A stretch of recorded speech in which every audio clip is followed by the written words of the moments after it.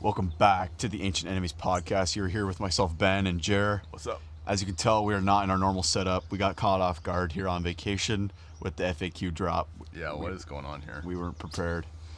No, so if the audio is a little different, you'll know why. Hopefully it's good. But yeah, we saw some news about whatever the FAQ last night coming. We're confused. Errata. It's July, but anyways, it's dropped. So we're going to hop into the cool stuff right now. Yeah, so we got our FAQ, which is, again, it's just like, I don't know. It feels weird. Yeah. It's good, though. It's good, yeah. If it can come earlier rather than later, that's always good. So we're going to. So Ben's read most of them. I've read kind of a bit. He's told me about the cool stuff. We just skimmed the whole thing. We're only going to go over the stuff that we think is kind of cool or more important, so to speak. But definitely go read it still. There's tons of stuff in this FAQ. This has to be probably the best FAQ in a long while. Definitely this edition. Definitely this edition is the best, yeah. It's been the most change, so. We're going to be reading it right off our phone here. So this first one, the Champions of Erebor have the Sworn Protector Thorin special rule. Does this apply to both Thorin Oaken Shield and Thorin 3 Stonehelm, depending on the army they have been included in? And that is yes. So there was a lot of talk about Thorns, different Thorns, who gets the Thorin special rule, whatever. Just good for that's good for Army of Erebor, specifically because that's the only list Thorin the third is in. So your Dwalin and your Bofur will be Sworn Protector. So it's nice to finally clear that up. Yep. All the housekeeping stuff. They cleaned up a bunch of housekeeping stuff this edition. Yeah. This FAQ. Next one. If Baron the Bear uses the Barge Brutal Power Attack, does he have to charge if able because of the Berserk special rule? Yes. It's also just good. You can't just barge off a combat and run away with Baron. You still have to charge. Yeah, because there's definitely some ambiguity in wording. Yeah. I think it was because at the Berserk special, you check at the beginning of your activation if you can charge. Yeah. So people were saying that after you barge, it's not the beginning of your activation. So, but it's good clarification.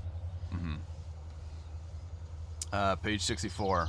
Legolas Greenleaf, Prince of Mirkwood, Deadly Shot. Replace the second and third sentences with the following. Additionally, Legolas may still make shooting attacks whilst he is engaged in combat if there are no other friendly models engaged in the same combat, and does not suffer the -1 penalty to hit for moving and shooting so long as he has the infantry keyword. If Legolas shoots while he is engaged in combat, he may shoot at enemy models he is engaged in combat with, and he does not need to make in the way test for shooting at models he is engaged in combat with, though they may still block line of sight as normal. Okay, so a little Legolas change. It's not much. He just can't shoot into his own combat if he's got a buddy with him, which kind of makes sense. Good can't shoot into good combats, so why could Legolas? Yeah, so it's nice that they're... It's nice that they've noticed the Legolas problem, but it's not the change that I think we were really looking for. We were looking for more like a point increase or a change to that rule altogether. Because 3 shots still in your own combat is... You're fighting 3 dudes. You could, wipe out all 3 dudes just with the shots, Yeah, it makes sense. It's a little nerf, but... Yeah. Okay, so here's the real kind of kicker stuff that's we're all waiting for. Gwaihir change point cost to 200. And that's basically across the board. And that's the board, across the board. For Gwaihir as a base profile in Thorin's Company, Battle 5 Armies, Radagast Alliance, it would be in Men of the West as well. Yeah, the thing about them changing points costs is it's great, but if you're familiar with last edition, the point, doing this points cost thing would have been so easy, but now they gotta list every single army. It's actually kind of... It fills up the whole errata. Yeah, it's a lot. With just Gwaihir change point increase to 200 in every single list he's listed in.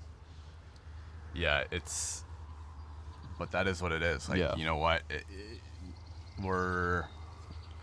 We got to work with it now. So if we want, nerfs and buffs, then that's going to have to be the way it is. But it's too bad. So this one is, if Grima is forced to charge because of a magical power or special rule whilst benefiting from his a traitor within special rule, is he revealed? Yes. So if you're compelled, I guess. Nice clarification. Grima is always annoying, so any clarification for him is always good. And then there's a There's Legolas Greenleaf has changed. Legolas Greenleaf, yeah, that's right. Rather than the Prince isn't of this Mirkwood. the same thing? Yeah, Both Legolas's versions.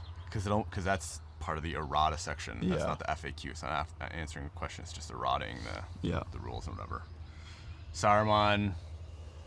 Yeah, when Saruman uses the Summon Gale special rule in the Army of the White Hand, it halves the move value of enemy models until the end of the turn. How far would Gimli, who has a move value of 5, be able to move that turn? Answer, whenever a characteristic is halved by a special rule, it is always rounded up. So in the given example, Gimli would be able to move 3. So, for example, like a Compel, when you move half of the move value, you would round up. And same with the Summon Gale, right? I guess, is Magical Power considered a special rule? No, Magical Power would be different, I guess. This is, because this specifically, wait. So it's only for a special rule you round up that move value. No, maybe it is for that, too. They can move half their distance. Jared and I were questioning whether it means that moving through difficult terrain, when you half your move value, do you round it your move characteristic up as a dwarf? Would you still be able to move 3 inches through difficult terrain rather than 2.5? Yeah, well, the answer for this is when a characteristic is halved by a special rule. So those would be special rules. So I guess No, it's true. And whatever Magical Power is different too. So Yeah. only this one, which is again, that's a weird way to do it, where you round it up. Like, why wouldn't you just? Yeah. I don't get that, but whatever. Again, there's a bunch of it's just like Gwahir changed. Men of the West, Gwahir 200 points. The Eagles 200 points. And there's a bunch of army dudes Profiles being profile added changes. to armies.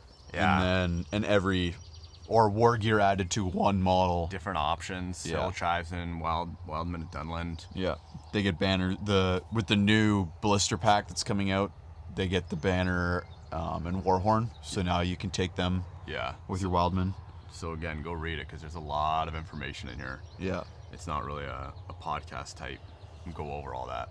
So this one's good. Yeah. When Ben said this, Krebane, page 173, change defense to 2 and wounds to 3. Finally. They're one-shottable now. Couldn't have done that 6 months ago. Yeah. Thank goodness. You can one-shot a Krebane with a hero. Because that was the big thing, was going in, flying in behind your hero, trapping them. Yeah. You can still just one-shot a Krebane now. Yeah. Which is great. Thank goodness. That means, and like strength 4 will be wounding because their defense 2 now. They'll be wounding them on 3s. Yeah, which is good too. Which is good. So, yeah, they couldn't have done that 6 months ago, but Yeah. at least they've done it now. Yeah, some other small things too, like Mordor Orcs were added to Army of Gothmog, so Mordor captains and all the Mordor Orcs.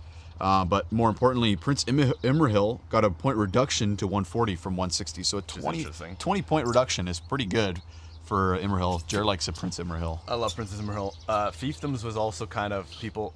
I think the consensus is more that Fiefdoms is not that great. I think it was one of those armies that were kind of hyped up. Well, people were disappointed that it wasn't in the initial release. Yeah. It came out and people thought it was really great, but I don't think we're seeing much of it anymore because it isn't that good. No, I think it's been playtested enough where it's not like winning tournaments handily or anything. Because you're pretty limited on what you can take, right? You just take the pikes with the axemen. And they lost a lot of synergy with like the 12-inch banner. And, from last edition, and Imrahil doesn't even get his own banner, so. Yeah.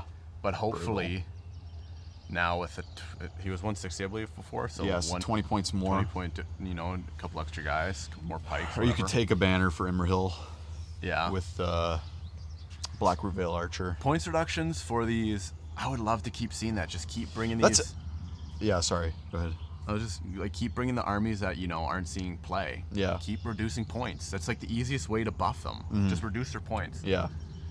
That's what I was gonna say. Pretty much. Like that's a fight 7 hero with a 20 point reduction. Like that's pretty good. Yeah. Yeah. We'll definitely. I think we'll see it more. Yeah. Hopefully. Page 81, Fords of Eisen. A Fords of Eisen army may have up to 50% of its warrior models armed with throwing spears rather than the usual 33. More Rohan buffs. More Rohan buffs is always good. Which is, it's funny too because we literally just played a game on, what was it, Thursday? Yeah, Thursday. We played Thursday. Ben played Khazad Doom. I played Fords of Eisen. Forza Horizon, yeah. And I was like, this army's so junk. Like, this army just playing against something more meta-esque, like Khazad-dûm, it didn't stand a chance. You know, you don't have your strength 4. Your heroes are feathers. Yep. Your highest models fight 6, and then the next are fight 4. Yeah. Like, it was pretty brutal. Again, especially against something like Khazad-dûm, where you fight 5, strength 4 everywhere. Yeah. I might charge bonus is essentially negated because you can just, if I charge one dude, you get an extra die anyways. Yeah. I'm rolling more dice. But anyways, throwing spears, having more throwing spears is good. Does that make, you know, the army busted, nor does it make it playable? I don't know if it makes it playable even, but it's interesting that they, like, why single out Forza Horizon? Yeah, I know. Maybe because they weren't getting enough new Theodred model sales.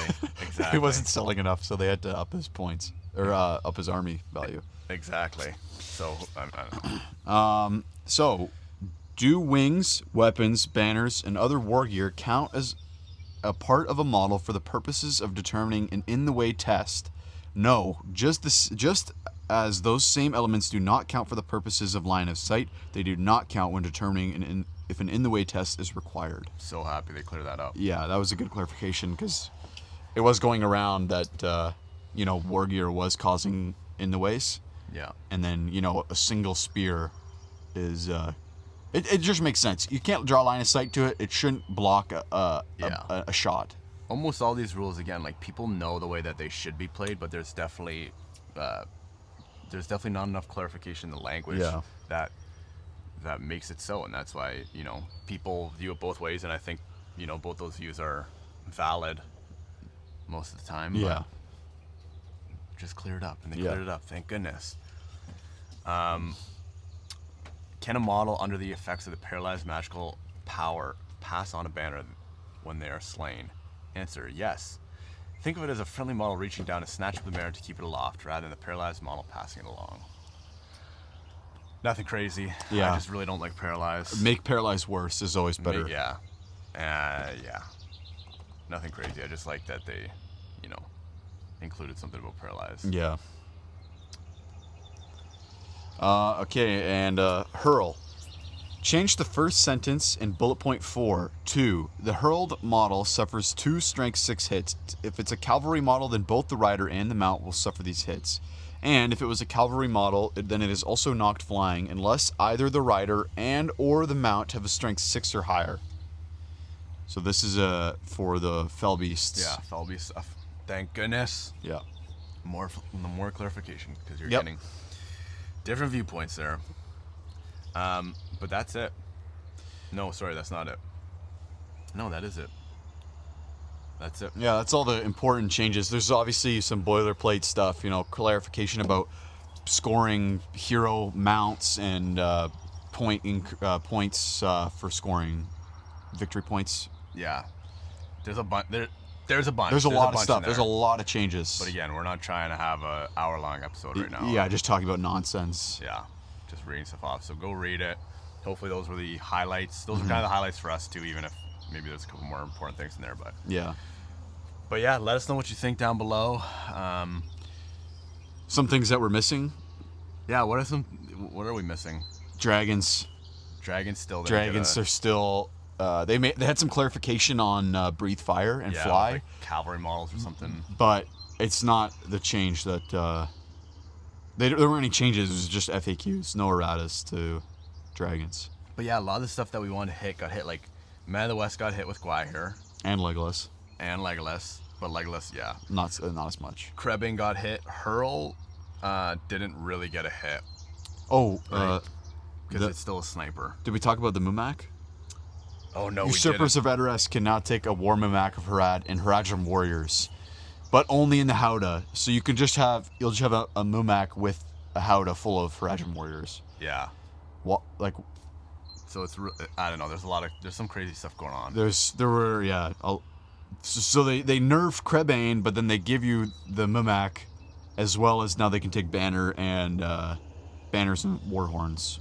So I don't know. Interesting. What do you guys? Let us know what you guys think about that. Will you take a Mumak with your Usurpers of Edoras? Yeah. I don't know. I don't play that army. It's gonna be it's a completely different play style. Yeah. So it's like, I don't know, it's weird. But yeah, we'll have to go over it more in depth here. We'll have to see how things shake out. But I think for the most part, overall, without having an in-depth look, generally happy. Yeah, it was some good changes. A lot of rule clarification there. Yeah. Happy with that. Yeah, hopefully we'll see some armies rising and some dropping. Check out our last video, our tactics video, if you haven't checked that out. We're doing a on the board moving and stuff. POV. Showing you how to do stuff. So Tips and tricks. yeah, people have seemed to enjoy that. So go check it out if you haven't seen it. But that's it for this episode. Catch you guys in the next one. Peace.